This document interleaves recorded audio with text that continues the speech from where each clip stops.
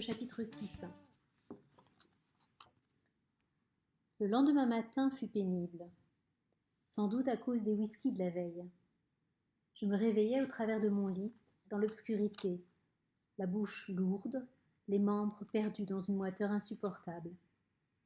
Un rai de soleil filtrait à travers les fentes du volet, des poussières y montaient en rangs serrés. Je n'éprouvais ni le désir de me lever, ni celui de rester dans mon lit. Je me demandais si Elsa reviendrait, quel visage auraient Anne et mon père ce matin. Je me forçais à penser à eux afin de me lever sans réaliser mon effort. J'y parvins enfin, me retrouver sous le carrelage frais de la chambre, dolente, étourdie. La glace me tendait un triste reflet. Je m'y appuyais, des yeux dilatés, une bouche gonflée, ce visage étranger, le mien. Pouvais-je être faible et lâche à cause de cette lèvre, de ces proportions, de ces odieuses, arbitraires limites? Et si j'étais limitée, pourquoi le savais-je d'une manière si éclatante, si contraire à moi-même? Je m'amusais à me détester, à haïr ce visage de loup, creusé et fripé par la débauche. Je me mis à répéter ce mot de débauche, sourdement, en me regardant. Et tout à coup, je me vis sourire. Quelle débauche en effet, quelques malheureux vers, une gifle et des sanglots. Je me lavai les dents et descendis. Mon père et Anne se trouvaient déjà sur la terrasse, assis l'un près de l'autre devant le plateau du petit déjeuner. Je lançai un vague bonjour, m'assis en face d'eux. Par pudeur, je n'osais pas les regarder. Puis leur silence me força à lever les yeux. Anne avait les traits tirés, seul signe d'une nuit d'amour. Ils souriaient tous les deux, l'air heureux. Cela m'impressionna. Le bonheur m'a toujours semblé une ratification, une réussite. Bien dormi, dit mon père.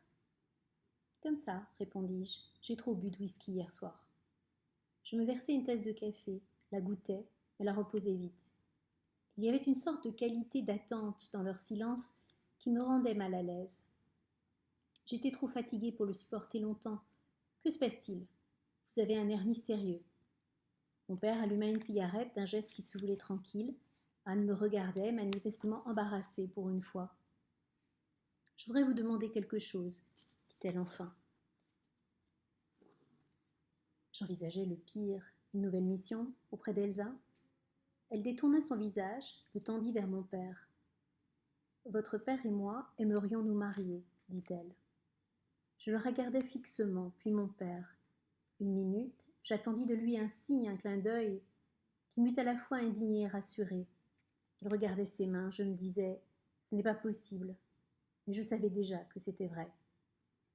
C'est une très bonne idée, dis-je, pour gagner du temps. Je ne parvenais pas à comprendre. Mon père, si obstinément opposé au mariage, aux chaînes, en une nuit décidée, cela changeait toute notre vie. Nous perdions l'indépendance. J'entrevis alors notre vie à trois, une vie subitement équilibrée par l'intelligence, le raffinement d'Anne, cette vie que je lui enviais. Des amis intelligents, délicats, des soirées heureuses, tranquilles. Je méprisais soudain les dîners tumultueux, les Sud-Américains, les Elsa. Un sentiment de supériorité, d'orgueil m'envahissait. C'est une très très bonne idée, répétai-je, et je leur souris. Mon petit chat, je savais que tu serais contente, dit mon père. Il était détendu, enchanté. Redessiné par les fatigues de l'amour, le visage d'Anne semblait plus accessible, plus tendre que je ne l'avais jamais vu. Viens ici, mon chat, dit mon père. Il me tendait les deux mains, m'attirait contre lui, contre elle. J'étais à demi agenouillée, devant eux. Il me regardait avec une douce émotion, me caressait la tête. Quant à moi, je ne cessais de penser que ma vie tournait peut-être en ce moment, mais que je n'étais effectivement pour eux qu'un chat, un petit animal affectueux. Je les sentais au-dessus de moi, unis par un passé, un futur, des liens que je ne connaissais pas, qui ne pouvaient me retenir moi-même. Volontairement, je fermai les yeux, appuyai ma tête sur leurs genoux, ris avec eux, repris mon rôle. D'ailleurs, n'étais-je pas heureuse? Elle était très bien. Je ne lui connaissais nulle mesquinerie.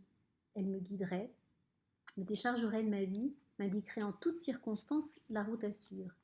Je deviendrais accomplie. Mon père le deviendrait avec moi. Mon père se leva pour aller chercher une bouteille de champagne. J'étais écœurée. Il était heureux, c'était bien le principal, mais je l'avais vu si souvent heureux à cause d'une femme.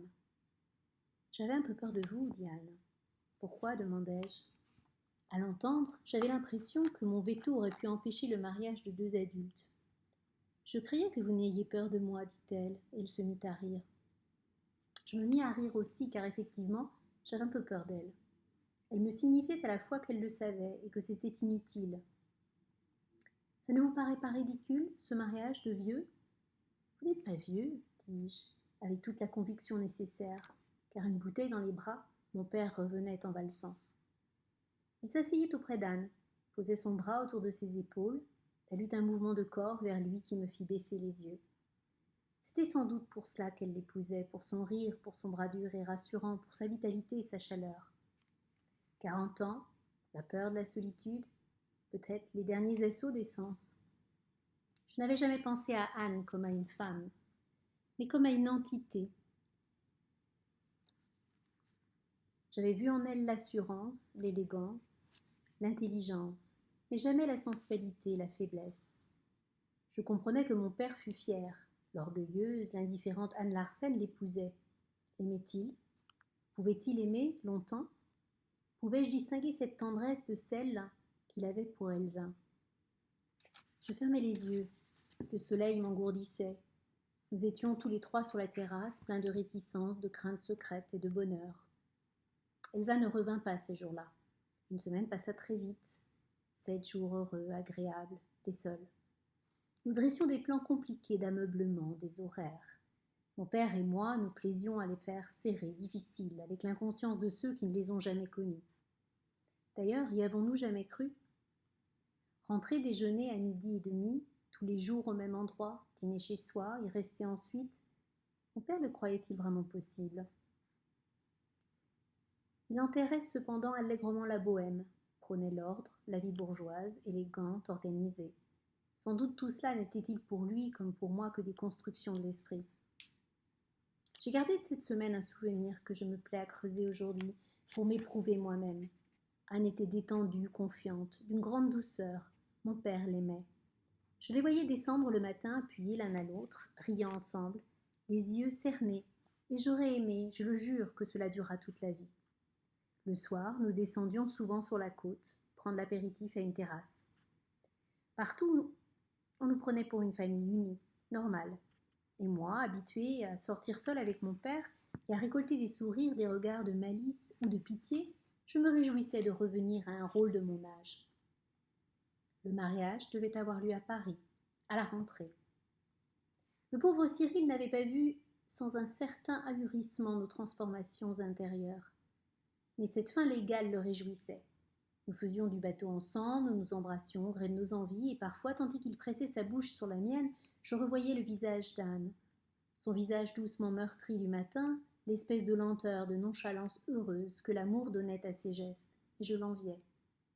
Les baisers s'épuisent, et sans doute, si Cyril m'avait moins aimée, serais-je devenue sa maîtresse cette semaine-là. À 6 heures, en revenant des îles, Cyril tirait le bateau sur le sable. Nous rejoignions la maison par le bois des pins, et pour nous réchauffer, nous inventions des jeux d'Indiens, des courses à handicap. Il me rattrapait régulièrement avant la maison, s'abattait sur moi en criant victoire, me roulait dans les aiguilles de pin, me ligotait, m'embrassait. Je me rappelle encore le goût de ses baisers essoufflés, inefficaces, et le bruit du cœur de Cyril contre le mien, en concordance avec le déferlement des vagues sur le sable. 1, 2, 3, 4 battements de cœur et le doux bruit sur le sable. 1, 2, 3, 1. Il reprenait son souffle, son baiser se faisait précis, étroit. Je n'entendais plus le bruit de la mer, mais dans ses oreilles, les pas rapides et poursuivis de mon propre sang.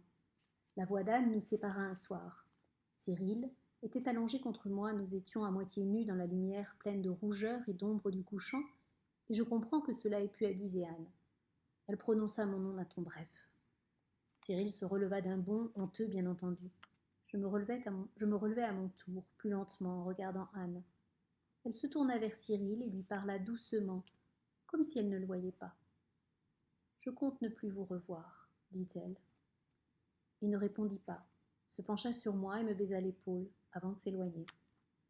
Ce geste m'étonna, m'émut comme un engagement. Anne me fixait avec ce même air grave et détaché, comme si elle pensait à autre chose. Cela m'agaça. Si elle pensait à autre chose, elle avait tort de t'en parler. Je me dirigeai vers elle, en affectant un air gêné, par pure politesse. Elle enleva machinalement une aiguille de pin de mon cou et sembla me voir vraiment. Je la vis prendre son beau masque de mépris, ce visage de lassitude, de désapprobation qui la rendait remarquablement belle, et me faisait un peu peur. Vous devriez savoir que ce genre de distraction finit généralement en clinique, dit-elle. Elle me parlait debout en me fixant, et j'étais horriblement ennuyée. Elle était de ces femmes qui peuvent parler droite, sans bouger. Moi, il me fallait un fauteuil, le secours d'un objet à saisir, d'une cigarette, de ma jambe à balancer, à regarder balancer. Il ne faut pas exagérer, dis-je en souriant. J'ai juste embrassé Cyril. Cela ne m'entraînera pas en clinique. Je vous prie de ne pas le revoir, dit-elle, comme si elle croyait à un mensonge. Ne protestez pas. Vous avez 17 ans, je suis un peu responsable de vous, à présent, et je ne vous laisserai pas gâcher votre vie. D'ailleurs, vous avez du travail à faire, cela occupera vos après-midi. Elle me tourna le dos et repartit vers la maison de son pas nonchalant. La consternation me clouait au sol. Elle pensait ce qu'elle disait.